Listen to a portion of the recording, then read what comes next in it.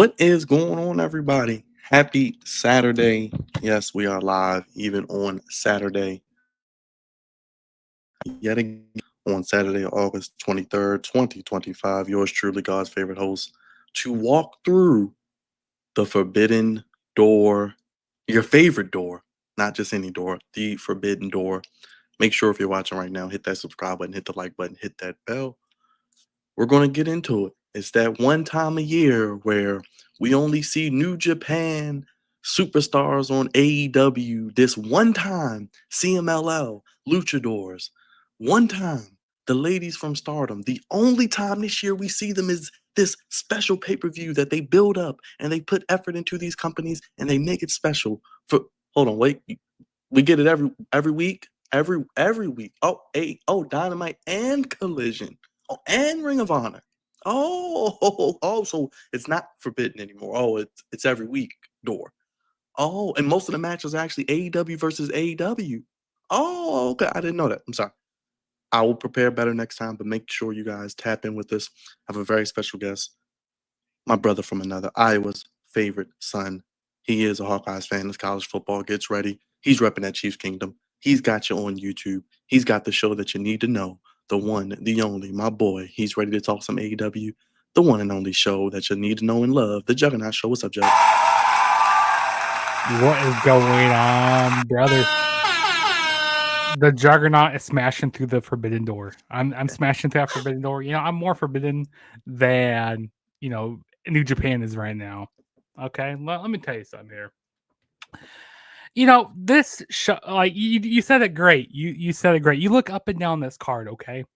You don't have very many New Japan talents on here. Like you have Hiromu Takahashi on here. You have Hiroshi Tanahashi. And basically, the other thing is it's based. Oh, and Zack Sabre Jr.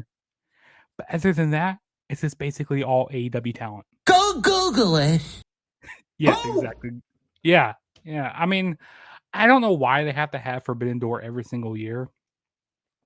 And also, it seems like every single Forbidden Door, it seems like there's always injuries plaguing the show. Like, this year we got Swerve Strickland and his he has a bad knee for like 6 years or something. Like that's kind of crazy. Like I think like a torn meniscus. And also we got Will Ospreay with his neck problems. It's just like, I don't know, this show seems really cursed. Every single year. Like we go back to the first one and Danielson was hurt.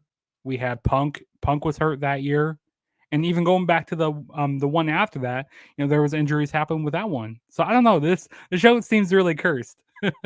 Real quick, let the people know how to keep up with you, what you're cooking up on your channel, and we'll get into it. Yeah, so you guys can keep up with me, the Juggernaut Show. Definitely go subscribe. Got a lot of great content over there. Got my retro reviews. Got tier lists over there. Got watch alongs, of course. Got my vlogs. I'm gonna be going to SmackDown in a few weeks, so you're not gonna want to miss out. Definitely go subscribe to the Juggernaut Show. And Jugs will be with me this weekend as we not only cover AEW, yes, we will talk about NXT. Jugs did an NXT preview on his channel, so go check that out. We'll be live for that as well tomorrow evening. And I guess we can start there, Jugs. We watch AEW every week here on the channel. I know you watch it when you get time. I know you're working, school starting back up for those who don't know. So everybody's schedule is busy right now. I get it. We all consume the show. We love wrestling. I've said 2025 has been a down year, kind of sucks. I think AEW is a little cold right now. I guess they're putting on about the same as WWE. I guess it depends on who you ask. The storytelling is hit or miss. How do you feel about the product as a whole? We know the London crowd is going to be hot, but then next week they come back to Philly and they can barely sell 2,000 tickets. I mean, is it just the product not catching on? I mean, AEW is the cheaper alternative. What do you think is going on with AEW as we're kind of more than halfway through the year now? I think, the reason why the product isn't catching on right now is because, there's so much oversaturation in wrestling right now. And it's so hard to keep up with like everything that's going on. And it just wears a person out. And also you kind of look at the storytelling and that plays a big key with a lot of things because WWE, they center more around the casual fans. and they do more of the storytelling, which that's what people like. With I mean, everybody likes different things in wrestling. Some people might like the in ring aspect, the technical wrestling, or whatever, or people might like the storytelling or the character work. But sometimes with AEW, we don't always get that. We don't always get that consistency. So I feel that that's why some people aren't coming over to watch AEW. Let's get into the card because you did a great job putting the slideshow together. We got 9 matches as of now. Collision is tonight. I think it was taped. Real quick, speaking of Collision and AEW, we did have these signings of, I want to get your opinion, Ace Austin and Isla Dawn, or what do you call her? What do you call Isla Dawn? Isla, damn. She debuts, both debut and lose, by the way. Isla Dawn to Megan Bain and Ace Austin to Ricochet. What are we doing with these debuts, man? Because they bring in people, they Mhm, lose. You look at Josh Alexander, he's a jobber. Ricochet mhm. started out okay. Now he has no direction. What are we doing, man? I don't know what Tony Khan is doing with these talent. He likes to, you brought that graphic up a long time ago. Tony Khan likes to get these toys and like he loves to hoard talent. And he doesn't know what to do with them. He makes them lose. It's like, and they come in on Collision. Like who watches Collision? Like I don't watch Collision on a week to week basis. And I don't know. In Ace Austin, I don't feel like he fits with AEW. To be honest, I feel like he should have stayed with TNA because it's better fit for him. Isla Dawn, I'm happy that she's getting being on TV somewhere, but like, She'll man, just be what fed to Mercedes in a she's couple just weeks, I'm sure. By the time we get to yeah, All Out, yeah, or be Tony. fed to Tony Storm. Yeah. Yeah. All right, let's get into the card, man, because I know we'll Yeah. have even more discussion and more, Mhm. maybe even agreement and disagreement. Thank you, everybody in the chat. Comment, let us know your opinions. We're gonna start with the TNT Championship match between the reigning defending TNT champion Kyle Fletcher and Hiromu Takahashi. In real quick, Kyle Fletcher has been the fastest rising star in AEW. Only 26 years of age, been with AEW since 2022. Joined the Don Callis family on July 31st. He did defeat Dustin Rhodes in the Chicago Street Fight for the TNT Championship. Dustin Rhodes, obviously, double knee replacement. And he is defending his title against 15-year New Japan veteran Hiromu Takahashi, 5-time IWGP Junior Heavyweight Champion. Fletcher has one title defense in the reign. Seems to just be getting started, Judge. I don't think he's losing here. We don't spend too much time, but I do want to give AEW credit on this. We talk about companies not making new stars. You look at guys that are young, up and coming in this business, and you want to build around. I think Kyle Fletcher is one of those fastest rising stars, in my opinion. I'm gonna say this by next year. I think by All In next year, because they're gonna be in London again next year. I think maybe he could be world champion by then. Mm. I could definitely see it sooner than later. And I would like to see him go on like a dominant TNT title reign because I know he's like doing his legend gimmick where he's going through all these legends. Maybe he just runs through people for like the next year. Mm-hmm. Yeah, I agree with that. Any disagreement? I mean, this is pretty easy. He's not losing. Yeah, Kyle Fletcher's not gonna be losing here, and this is one match that seems as more Forbidden Door esque, because we got a new AEW talent versus the New Japan talent. And Hiromu Takahashi, like the build isn't all there for this match, but the in ring action is going to be like to see how they pace this match is going to be really key here. But Kyle Fletcher, he's not losing the title here. And I think recently he re-signed with AEW, so I'm pretty sure Tony Khan likes him a lot. He paid Mm-hmm. him. I could see that happening real soon, like you talk about. He could be a future world champion for sure. So Mm-hmm. I like that statement there. Let's get to our next match, as we both agree with that. Uh, time to ride the money train. I think she has what 9 belts? How many belts now? I think it's 8 belts, or I think it's 8 or 9. It's somewhere like that. What is up with this Mercedes thing? Because no one, I don't care if you like AEW or not, you're a diehard AEW fan, you're a casual. Nobody likes this shit with her just collecting belts with no storylines. Yeah, I don't like it. It's ruining her legacy, if you ask me. Mm-hmm. No way she's losing. I mean, you got Mercedes Moné putting a TBS title on the line against who? Hold on, let me get the names here. Persephone from Mm-hmm. CMLL Bozilla from Stardom, and Alex Windsor, or Mrs. Osprey, Mrs. Bruv. Mercedes has held the TBS championship for over 450 days. I think she breaks the record in October from Jade. Persephone from CMLL, Bozilla from Stardom. Both of them are 24 years old or younger. So some young up and coming women getting an opportunity. But what do you think about this match? I mean, it might be a good match, but I guess they're going to build up maybe Mercedes and Alex Windsor 1-on-1 maybe after this. Yeah, because I was thinking here, go like, it'd be a good way to take the title off of Mercedes Moné here. She wouldn't have to get pinned. She could start the downfall of her, start losing some championships. But if I think, she lost at All In London, All In Texas. She's not going to be losing 2 pay-per-views in a row. She's definitely not losing 2 in a row. So I'm going to go with Mercedes Moné to win here. Maybe she wins like on like a cheap way. And maybe later on, maybe at All Out, we get Mercedes and Alex Windsor in like a one-on-one match.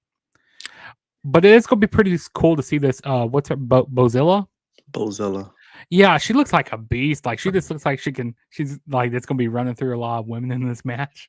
Yeah. So it's gonna be nice to see what she does.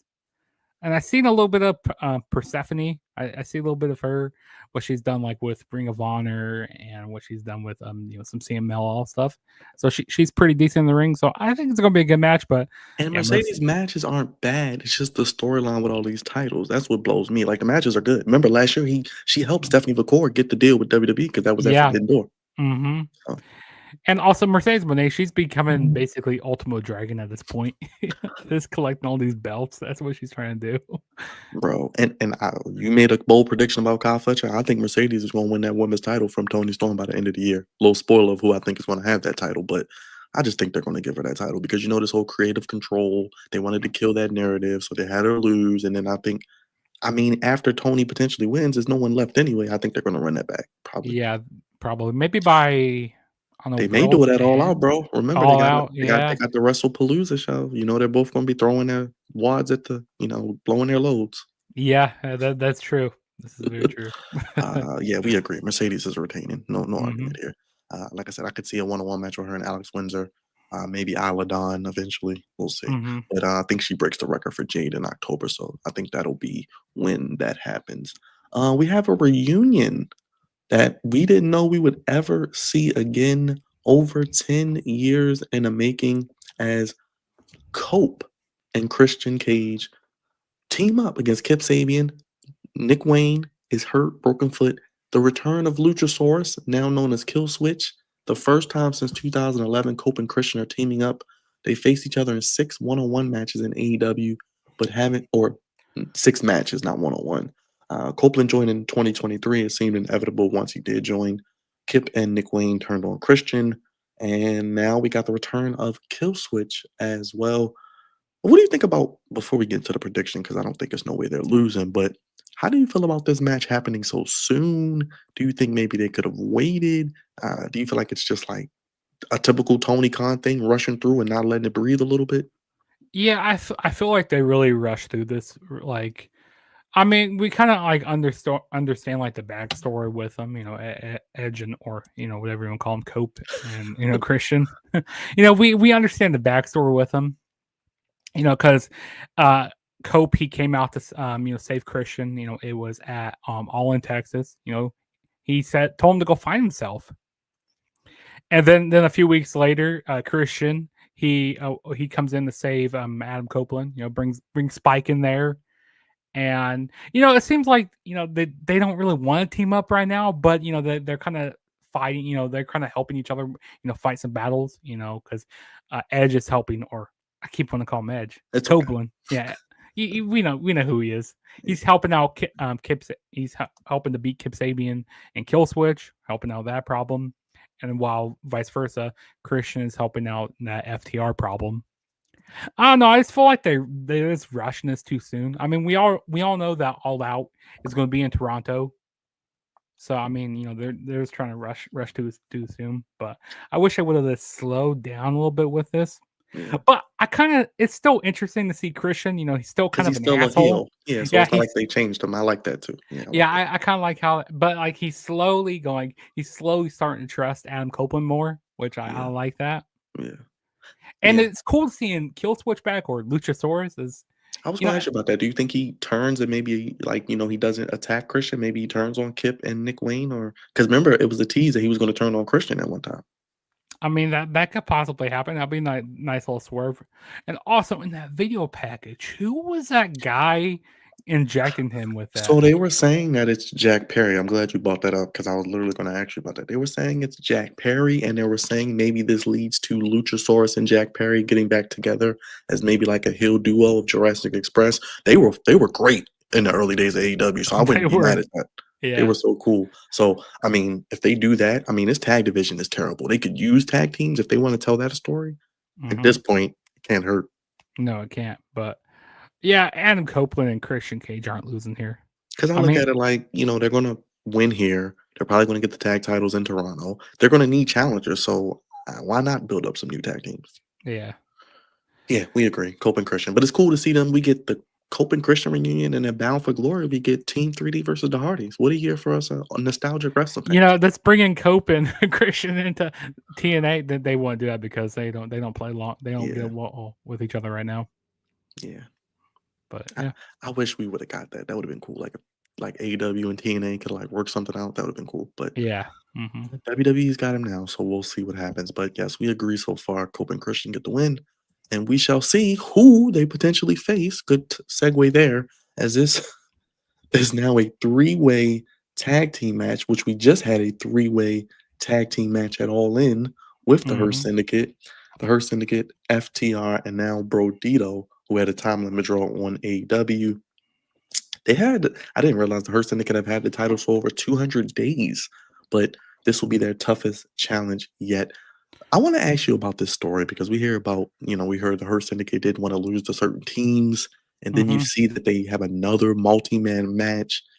Are they going to lose here? Like, are they going to lose and not take the pin? Is that what we're going for again? You know, I feel like because MVP, apparently he has some backstage heat going on, like you mentioned, like the Hurt Syndicate. They don't want to lose to certain teams, and one of those certain teams is FTR. They don't want to take. But bro, of all the teams in the world, Mm-hmm. of all the teams of any company you like, the Mm-hmm. best tag team maybe of this generation is FTR. What are we doing?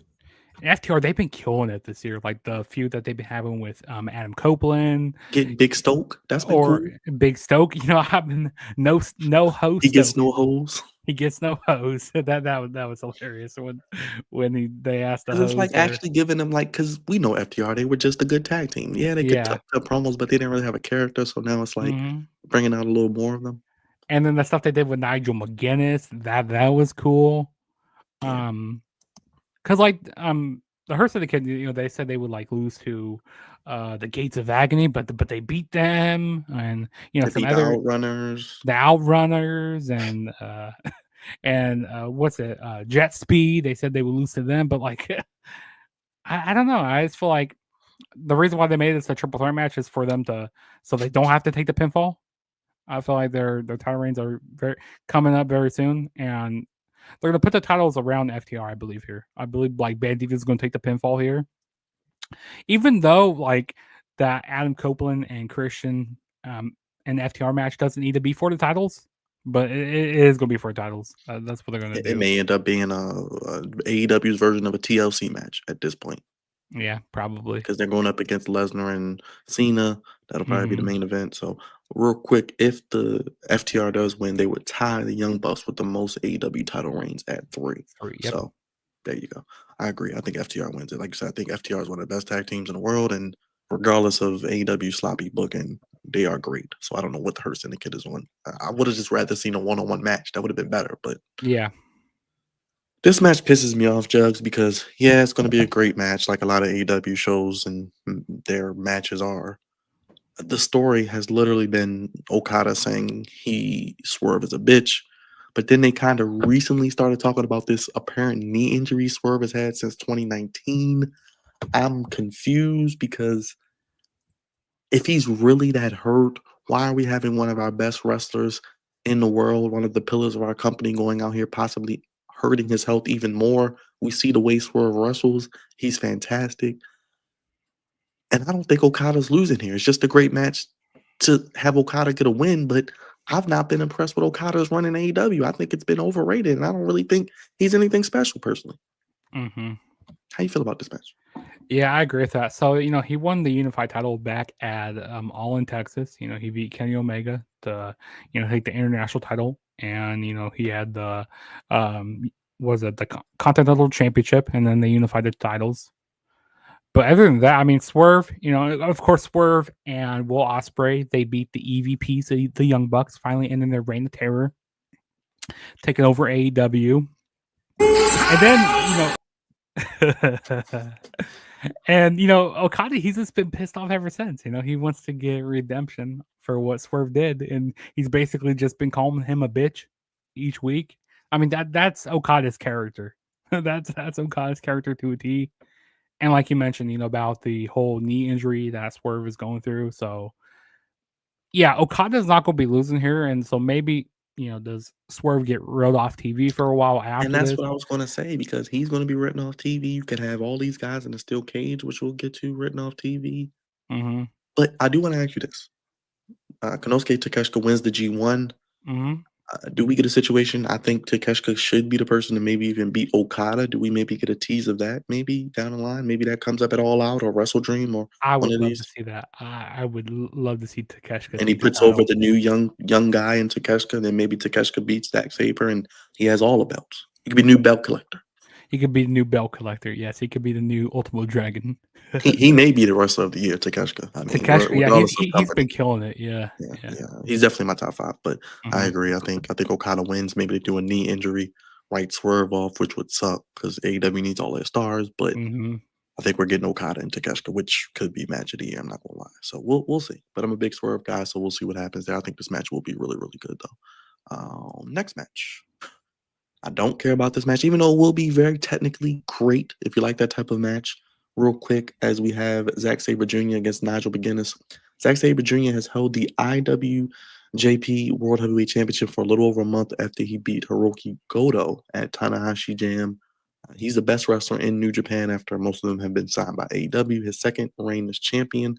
Nigel McGuinness is looking to compete again. His last match was in December of 2024 and he made his return at All In last year as well. I think they are doing something with this match. I got to give them credit. They are telling some type of story. I see it's something with Daniel Garcia. Apparently, he's going to be in Nigel McGuinness's corner. So maybe we get a heel Daniel Garcia. Maybe he cost Nigel, and maybe we get a feud with those two. Maybe helping elevate Garcia, which I think is better as a heel. No way Zack Sabre's losing here. I mean, he's great. He's one of the Yeah, best technical wrestlers, and Nigel has looked great since his return. But I like the Daniel Garcia little added element of surprise. yeah. Because how did Nigel McGuinness get this title So it was opportunity? a technical spectacle 4-way on Was this on Collision. Collision? Okay, Collision. Yes, That's why I yes, don't know anything yes, about this match. yes. But because I think maybe Daniel Garcia might have been a part of that match, I believe. Yeah, and And he he was very he was yeah, upset yeah. afterwards. And then Nigel McGuinness said, "Hey, you could come be in my corner," which usually that doesn't end up very well. Which I mean, we know Zack Sabre Jr. He's not going to be losing here. He's not going to be losing here, and also probably Brian Danielson's probably going to be on commentary for this match. And maybe what I'd love to see. I'd love to see a Zack Sabre Jr. and Brian Danielson match. Just one more time, but before Bryanson actually, because he hasn't said that he's fully hanging it up yet. I So think we've got maybe 2. It's like 1-1 or something. And yeah. one was at Wrestle Dream because it was supposed to be at Forbidden Door because of the injury, and Mhm. then they had one in Japan, and then they would have a third one. Okay. Yeah. But like maybe we have Daniel Garcia's turn heel, and he's getting attacked. But then, maybe we can have Brian Danielson come in for a save or something. And maybe that could set up, Zack Sabre Jr. and them. That I would love to see that.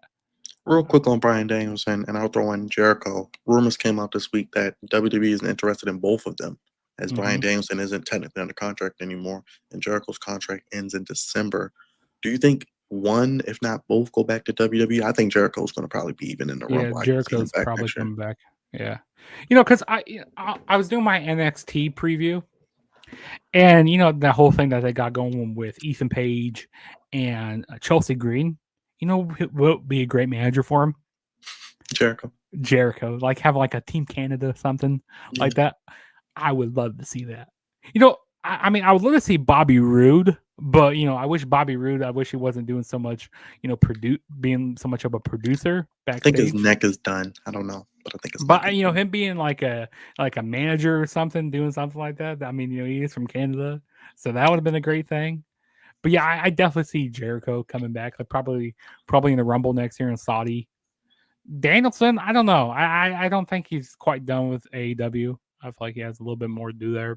So I don't think he'll come to AEW. I mean, come to WWE. But Yeah, yeah. we'll see. Another 50-year-old main eventer coming to save WWE. No young Hey, guys. hey, it's yeah. It seems like they just keep on doing Yeah, the same thing. yeah. And they're gonna charge you a shitload of money to go see their product. I am actually probably looking forward to this match. I'm Maybe looking forward to this match. one of the Tony two or Storm. three. Tony Yes. Storm probably one of the best wrestlers of the year, men and women combined. And character work is fantastic. We finally get Athena on AEW. She wins the Casino Gauntlet at All Out or All In.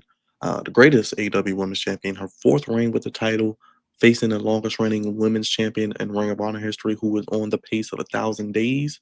But Tony did beat Mercedes at All In, and now we got Tony and Athena. Athena just straight up cashing in, straight up, which I don't really get, but I don't see Tony losing here. I feel like they're just going to use Athena as flavor of the month and then send her back to Ring of Honor. But how do you feel about Yeah, so I mean, there is a story with Tony Storm, because she's lost every, the first year, and they had her in I can't remember who it was with, but I think, it was to Saraya. They had to lose there, it? Oh yeah, forgot about that crap. and then last year they had to lose to Mariah May.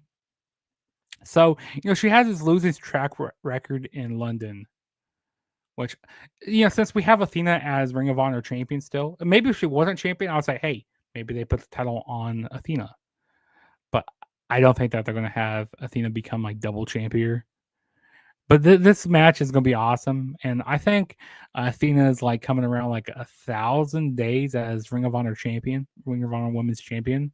Like she's like ROH forever champion right there. Like she's never losing that title. And I think her contract's up at the end of this year too, so it could be a power play for Tony Khan. And that's why he's showcasing her to try to keep her, maybe from going to WWE. This is true. But But yeah, I'm looking forward to this a lot. But Tony Storm is going to be retaining though. and another Yeah. theory I had, maybe we get a three-way with Tony, Mercedes, and Athena at All Out. That would be pretty dope. I mean, let them all go out there and go crazy. Then Mercedes could maybe win without pinning Tony. I don't know. Maybe Athena could win without pinning Tony. There's a lot of ways they could go with it, but Mm-hmm. I just wish they would put more effort into other women. Like they have a good women's roster. Yeah, they do have a really good women's roster, but they don't utilize them very good. Yeah, because I'm like, if Tony wins, it's nobody left for her. So they're Yeah. either going to run back Mercedes, do a triple threat. I Mhm. don't know, man. It's interesting to see, but it'll be a good match because I don't. And you may know better than me. I don't think they faced at NXT because remember they went to NXT. I don't think they faced 1-on-1. I don't believe so. Yeah, somebody in the chat let me know, but I don't remember off the top of my head Tony Storm and Ember Moon going at it. So that's because I think Ember may have been on the main roster too, and then Tony was still in NXT. Then she got called up, and then she didn't last long. Yeah. But this Yeah. will be a great match. It'll be probably match of the night, maybe. Mm-hmm. Let's keep it moving. Oh man, geez. Okay, where do we begin with this, Jugs? Because Oh, brother. let me go through the information I have here. Lights out steel cage match. Golden Lovers, Kenny Omega and Kota Ibushi. Uh, what does Kenny Omega and Kota Ibushi have to do with this feud? Where have they been? Haven't seen them since All In. Oh, we're just going to throw Kenny and Ibushi in there because they're Kenny and Ibushi and we're in London. Like, what are we doing? Yeah. I don't know why Samoa Joe and It could have been Jet Speed or something. I don't know. Somebody they were feuding with. yeah, someone who's been, helping out, Will Ospreay and stuff, these past few weeks, or, could have been the what's that group? The Samoa Joe's group. ops, the The ops. Ops, yeah, it could have been the Ops in here. And then Hiroshi Tanahashi, his with Bro, how old he who's is. worse, him or Goldberg? Like, who has worse knees? I'm gonna say Goldberg, but Hiroshi Tanahashi, he's getting up there. Like, hopefully he doesn't die here in this match. Bro. All right, and let's get to the Will Ospreay aspect of it all, because Darby Allin's gonna probably try to kill himself. Tanahashi's last match in Mm-hmm. London. Ospreay cut a promo last month saying he had to miss some time, herniated disc. Comes back this week, says he's not cleared, but he's going against AEW Medical. It's unsanctioned. I'm still going to compete anyway, even though I have herniated disc. He has to still get surgery after Forbidden Door, but wanted to perform in London. What the hell are we doing, man? Because Will Ospreay cannot afford to get hurt even worse because we don't know how Yeah. long he's going to be out. Mm-hmm. This company, man, taking on the Death Riders, Claudio, John Moxley, Young Bucks, Matt Nick Jackson, and Gabe Kidd, who hurt his knee too, right? Actually, you said the Young Bucks' names wrong. Their name is Max and Jeremy. Get it right. Get it right. They are some guys. They are jobbers. I will give AEW credit. The whole bum ass Young Bucks storyline is pretty good. Like the renders and the nameplates and all of the announcements. They kicked Justin Roberts, so it is fun to see what they're doing with them. So I do like that. Mm-hmm. Who do you think wins here? Because I don't even know. Is this Blood and Guts? Is this going to be like a This is special? kind of version of Blood and Guts in a way. And also, since it's lights out, this doesn't go on the complete record books of AEW. Oh yeah, it doesn't count technically. You're Doesn't right. count. So is this the main event, or is this after the main event, or I is it don't think before the main event? I don't think this is the main event, and I don't think it's gonna be before the main event because if it is, I don't want to see that happen before Hangman and MJF. MJF because I'm pretty sure that's gonna be the main event. But MJF has said on multiple occasions, he doesn't want to be wrestling around and other people sweat and blood, later on in the show. So I mean, I wouldn't be surprised if this is actually the main event. But this match is gonna be all sorts of fuckery in this match. People are gonna try to kill each other. Somebody's gonna get set on fire. Someone's gonna bleed buckets in this match. Probably John Moxley, Darby Allin. He's probably gonna try to hit a coffin drop off the top of the cage. It's gonna be wild. But I'm gonna say that the baby faces end up winning here. Just because Okay. we have Kenny, we have Hiroshi Tanahashi, which I think he's gonna be retiring like at Wrestle Kingdom next year, and that's what I heard. Yeah, so I think the baby faces are gonna end up winning, and I feel like we're gonna start getting this, the slow burn of the Young Bucks turning babyface eventually. Maybe reunite with like Kenny Omega. Maybe they have like the Young Bucks have like a falling out with like the Don Callis family or something. It's gonna happen. It's gonna happen eventually. I think with all these injuries on a babyface team, there's no way they should win.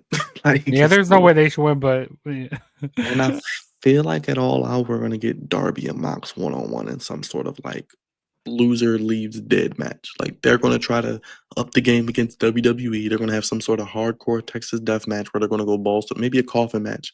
It's gonna be Darby and Mox one on one. So I maybe a think, death match. yeah, I think the Death Riders win, I guess, since it's Mhm. unsanctioned lights out, and then Darby gets his one on one win at All Out. Maybe I don't know. I really don't care because it's just gonna be crazy to see how many like holy shit and you sick fuck chants we hear because this is gonna. I would probably start the show with it just to get out the way.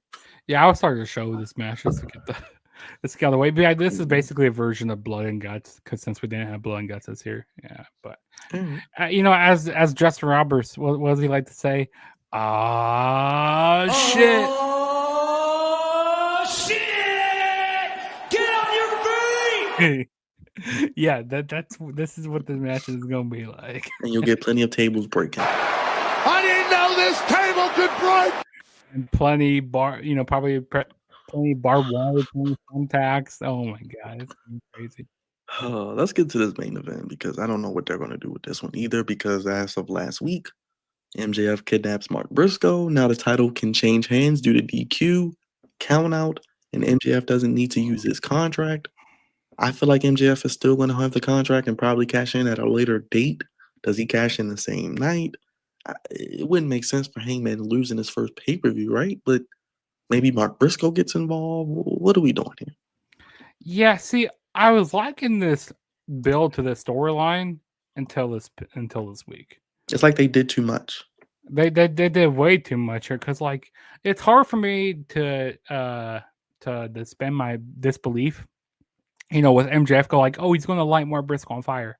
Like, no, I can't. I like he's definitely not gonna do that. Like his character has never done that before, so I just can't see that happening. And also, with him, utilizing his contract, the week before, and him for Anna Page to say, okay, fine, I agree, I agree to all this stuff. it just kind of makes Hangman and Page, kind of like weak there, and I just don't like how they're setting it up. I rather see like a triple threat here. I was gonna say, and then what do we do with Hangman? Because who are the main eventer heels that he has to face going in all out? Are we gonna do a triple threat? Are we gonna do Hangman and Mark Briscoe? Like, what are we doing? Now I heard someone saying that maybe Hangman and Page wins here, and then after the match, MJF utilizes his contract, and then he wins the AEW championship, and then they run the match back at All Out, and then they put the title back on him on that All Out. Like this plain hot potato with the championship, which I don't want to see that. And then I also heard that MJF is going to use the Hurt Syndicate because they were playing us all along, and then they're going to turn on and use. He's going to use the Hurt Syndicate to help him cash in, and then he's going to give Lashley the first shot at All Out. I don't know, man. It's too convoluted, bro. It is very, very convoluted. And we know how they get with those main events. Remember this year, Dynasty. Dynasty, bro, All In. They fucked up some good shows this year, man, just off of stupid endings. Because we always remember the ending. We may forget the first 2 or 3 hours, which I hope this show, it is a 1 p.m. start time, ladies and gentlemen, which means 12 p.m. for Jugs, 10 a.m. out west, 6 p.m. London time. But please, this show doesn't need to be more than 4 hours. No, if it's 6 hours, like, oh my god, I'm gonna be very upset with that. So you got Hangman? I got Hangman. I'm gonna go Hangman. Yeah, it's too early for him to lose the title. But I do think MJF gets the title maybe back at like World's End. Maybe he cashes in. Like that could be the shock moment to end AEW's last pay per view. Like he cashes in on Hangman. Maybe, I don't know. Probably, yeah. I don't know. Yeah, that's pretty much. What's up, Douglas? How you doing, man? That's pretty much that for all forbidden. Actually, 9 matches isn't as many as we usually get. Jugs 9 matches. I can rock with 8 or 9. I don't think that's too bad. And then we're probably gonna get some on the 0 hour, which who cares about the 0 hour? Nobody's watching that. No. Yeah. Real quick, how you feeling about the WrestlePalooza news and counter programming AEW on September 20th? Will you be watching both shows? As my head will literally explode live on stream. I will be watching both shows, but I'm going to be paying more attention to AEW All Out. But I will eventually get to watching, WrestlePalooza and being all on that ESPN Unlimited. Like, they still got to figure out things with that, like with like cable providers and all that, and being $29.99 a month, and it's just like, and I'm tired of this counter programming. Is this so petty? I don't like it at all. Like, I'm just over it. But yeah. Nah, I think you got a visitor behind you too. I see. Jugs is doing what he does, but yes, I appreciate Jugs being here. Oh, there he is. We got Jugs here. There we go. Yeah, it's gonna be crazy to see what they do in a couple weeks with WrestlePalooza. Yeah, we'll be streaming both. Real quick, I know you did an NXT preview. Anything you're looking forward to that on that show? Real quick, I know, let people know. Yeah, so the things I'm looking forward to on the NXT show. Oh, I'm looking forward to Obafemi and Javon Evans. I think that's going to be an awesome match. I'm also looking forward to that mixed tag team match. Like, that looks like it's getting over more than what people thought it would be getting over. Like Chelsea Green, Ethan Page, it's going to be nice to see what they do. And also both triple threat matches. Both those women triple threat matches, I think those will be good. And like 4 out of the 6 matches on that show are involving women. So you know that the women, the women's division in NXT is at the forefront. So I gotta say that. For sure, brother. Appreciate you, man. You'll be here with me tomorrow, right? Watching the show. Yeah, I'll be up for. Yeah, hopefully I will be. Yeah. I can keep up with you, wild. Man. Yeah, it's gonna be a long day. It's gonna be a long day. So you guys keep up with me, the Juggernaut Show, right down there. And also, you guys can go follow me on X and Instagram at the True JSP, and go follow me on TikTok as well, the Juggernaut Show. Got a lot of reactions I do on there. I do my preview shows on there as well. So, yeah, definitely don't want to miss out on my channel. Appreciate you, Jugs. Thank you for hitting me up to make this happen. Check out Jug's channel. Juggernaut Show will be live tomorrow, 1 p.m. for Forbidden Door, and 7 p.m. I believe for Heat Wave, 6 p.m. Central on Peacock. And next week, Clash in Paris, the last WWE PLE on Peacock for main roster. So we'll be live for that next week. And football starts as well. We got college football this week. so much great content on the channel. No Jugs, you'll be doing some stuff for football season as well with your Chiefs.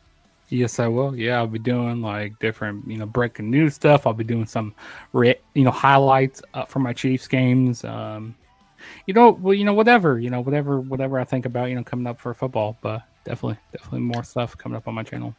Appreciate it. Thank you, Jugs. Go check them out. We'll be here. Forbidden Door, Heat Wave, and Raw is at 2 p.m. on Monday. So early Raw on Monday. So because they're overseas. Yeah. Yeah. So early Raw on Monday. We'll be back. Check us out. If you're watching right now, leave a comment, hit the like button, hit the subscribe button, hit the bell, vote on the poll. Let us know what match you're looking forward to most. And if you're watching on X, come on over to YouTube, subscribe, check out Jugs' channel. Let's keep pushing those subscribers up for him. Let's get him to 2K. And let's keep pushing the Flick Zone as well. And we're out of here. Have a great Saturday afternoon, everybody. Enjoy the day. Last bit of summer. Thank you, Jugs. And thank you, everybody, for watching. We're gone. We'll see you tomorrow for Forbidden Door and Heat Wave. Peace. Thank you for watching. Have a good day, everybody.